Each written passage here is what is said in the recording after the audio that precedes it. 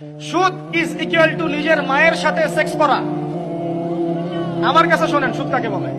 সুদ is equal to আল্লাহর সাথে যুদ্ধ করা। সুদ সমান সমান রাসূল মুহাম্মদ সাল্লাল্লাহু আলাইহি ওয়াসাল্লামের বিরুদ্ধে অস্ত্র ধরা।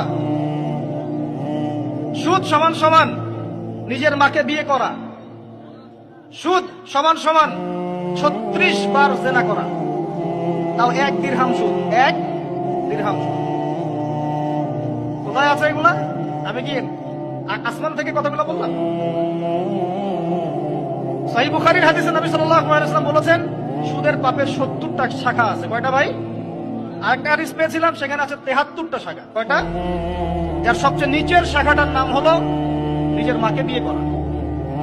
আমরা প্রত্যেকেই মায়ের সাথে জিনা করি যারা সুদ খাই। আমাদের মধ্যে যারা সুদ খাই প্রত্যেকেই তার মায়ের সাথে রাত কাটায়।